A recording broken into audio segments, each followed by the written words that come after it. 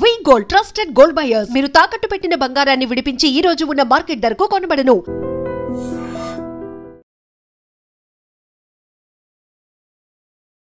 నమస్కారం, welcome to I dream. ధర్మ మార్గం విత్ విజిత కార్యక్రమానికి స్వాగతం.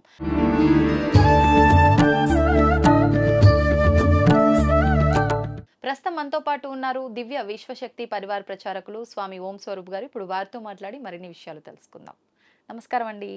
శుభాశీషులు దివ్య స్వరూపులందరికీ కూడా దివ్య శక్తి పొందుగాక. రాఖీ పౌర్ణమి రాబోతోంది. ఏ విధంగా ఈ రాఖీ పండుగని జరుపుకోవాలి? రక్షాబంధనము అని అంటారు, మరి రాఖీ పూర్ణిమ అని అంటారు. ఎందుకు అంటే రెండు నామధేయాలతో పిలుచుకుంటున్నాము అంటే రెండిటి వెనకాల ఏదైనా రీజన్ ఉండే ఉంటుంది కదా. విశిష్టత, దానికి ప్రాముఖ్యం, ఇలాంటి పదాలు వాడతాం, దాని గురించి చెప్పాలి. అంతే. సృష్టి ఆది నుండి కూడా రాఖీ అనేటువంటిది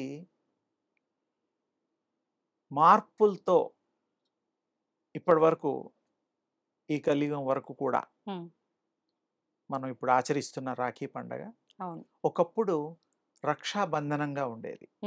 రక్షాబంధనం అంటే ఇంకా తేలికపాటి ఈ రోజులలో మనం ప్రతి పూజలో భార్యాభర్తలు వారికి కంకణ ధారణ చేస్తూ ఉంటారు. తమలపాకులతో, లేకపోతే వక్క, లేకపోతే ఇక రకరకాల ప్రాంతాలతో చేస్తూ ఉంటారు. పసుపు కొమ్ము కూడా. అంటే ఏమిటంటే పూజార్హతకి కూడా అవి మనం వాడుతూ ఉంటారు. మరి ఇప్పుడు మీ పుత్రులు అంటే బ్రాహ్మణులు వారు కట్టిస్తారు.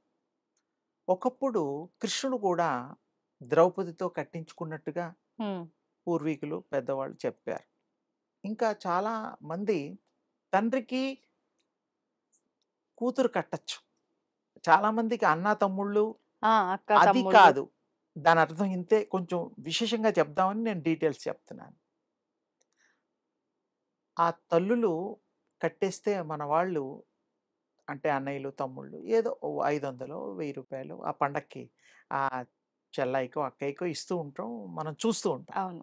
కానీ ఒకప్పుడు కట్టడం అంటే ఆ కట్టేదానికంటే ముందర వాగ్బంధనం ఉండేది. అంటే మాటతోనే కట్టుబడిపోయేవారు. అంటే నేను నిన్ను రక్షిస్తాను తల్లి, తండ్రి, ఎవరినైనా సరే ఒక మాట ఇస్తే వీళ్ళు ఎన్ని కష్టాలు వచ్చినా, ఎన్ని నష్టాలు వచ్చినా వాళ్ళని కాపాడేవారు. మాట ద్వారా ఇచ్చిన మాట. ప్రతిజ్ఞలేం కావు ఇవి, మాట అంతే. దానికి కట్టుబడి ఉండేవారు.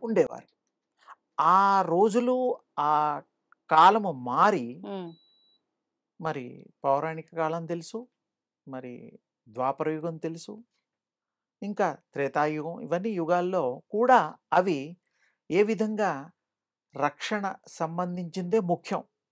భర్తకి భార్య కట్టచ్చు, తప్పులేదు. అందరికంటే ముందు నార్త్లో దేవుళ్ళకి కడతారు. దేవుళ్ళకా? ఇది విన్నావా? వినలేదు. దేవుళ్ళకి కట్టచ్చు. ఎలా, ఎందుకు కట్టాలి? ఆయన మాట్లాడతాడా?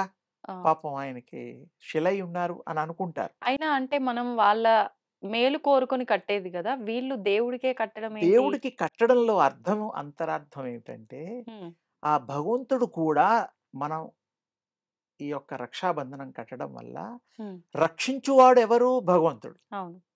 మనందరినీ రక్షణ చేయువాడు, రక్షించేవాడు స్వామివారు, తల్లివారు. అందుకు కడతారు. అమ్మా నాన్న వాళ్ళకి, వీళ్ళకి ఈ యొక్క సంబంధాలు కలిగిన వాళ్ళకి కట్టడం అంటే వీళ్ళు ప్రాణంతో నడయాడే శరీరాలు. అందుకని కట్టితే ఉద్దేశం ఏమిటి? మంచి ఉద్దేశమే. చెల్లాయిని మనం చివరి వరకు, నా బొందులో ప్రాణం ఉన్నంత వరకు నా చెల్లాయిని నేను రక్షణ చేస్తాను, ఇది మాట. ఇదే పద్ధతుల్లో ద్రౌపది కూడా అప్పుడు కృష్ణస్వామి కట్టారు. ఇలాగే ఈ మధ్య కాలంలో కూడా మనం వింటూ ఉంటాం, అలెగ్జాండర్ అని, పురుషోత్తముడు రారాజు, యుద్ధం జరగడం అన్నీ సింపుల్గా.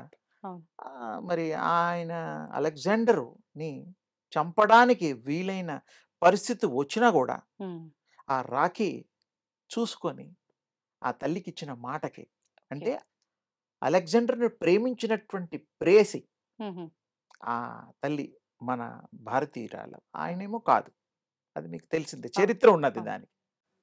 అప్పుడు వారు సంహరించకుండా వదిలేస్తే, భారతీయులేమో క్షమించి వదిలితే హ్మ్. వాళ్ళు ఇదే అదునుగా అరెస్ట్ చేస్తారు. హ్మ్. ఎవరు ఆ టైంలో. ఆ టైంలో. అదొక చరిత్ర. ఇలా చాలా ఉన్నాయి. లెక్కకు మించున్నాయి. హ్మ్.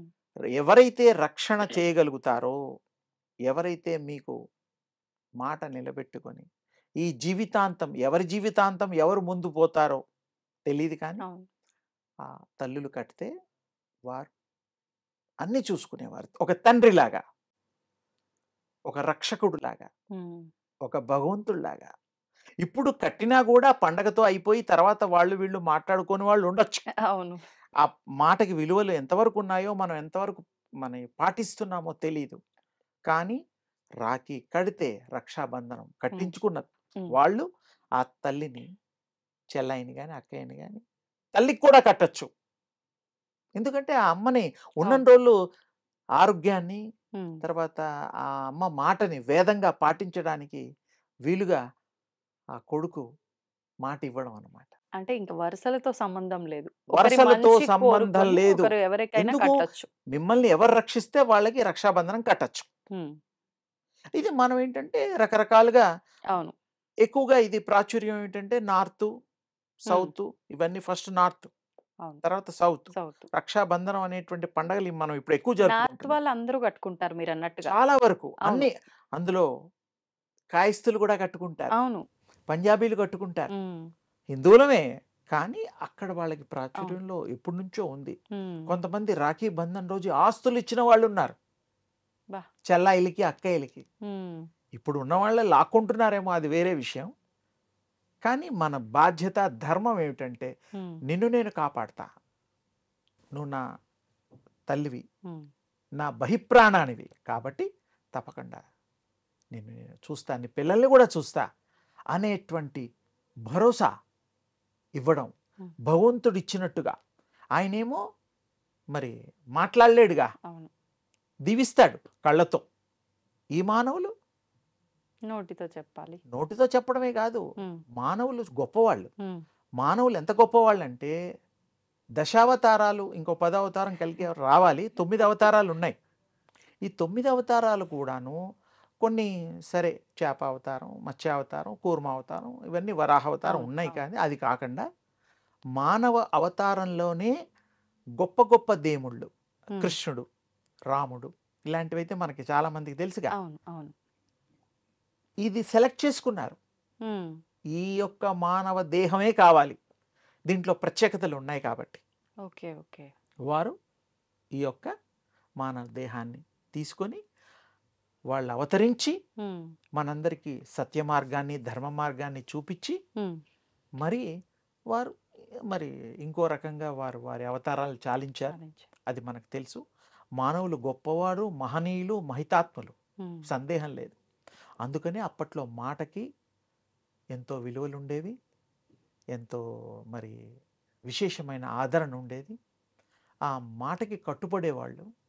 ఇలాగే ఈ రాఖీ పండగ ఇప్పుడు ఏదైతే జరుపుకుంటున్నామో రక్షాబంధనము, అది అప్పటి నుండి కూడాను దానికి విలువలు, మర్యాదలు హ్మ్. ఈ యొక్క సంఘంలో పాటిస్తూ వచ్చాము.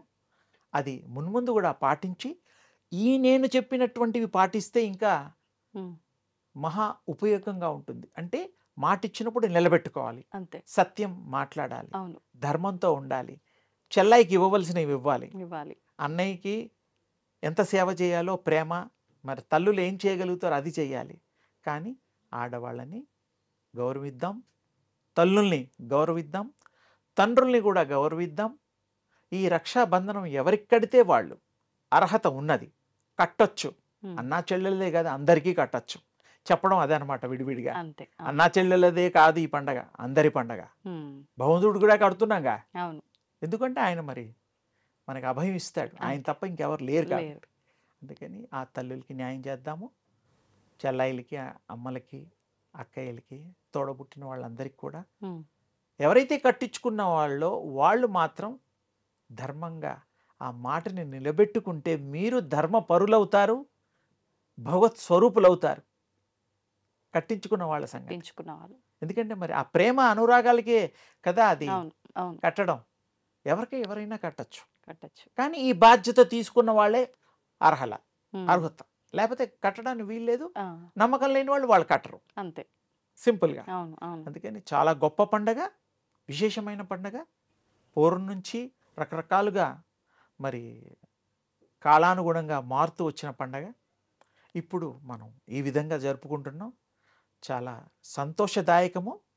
మన సంబంధాల్ని పెంపొందించడం కోసం అలా పరంపరలుగా దాన్ని వ్యాప్తి చేయడం కోసం విశ్వవ్యాప్తి ఇది చాలా అవసరం.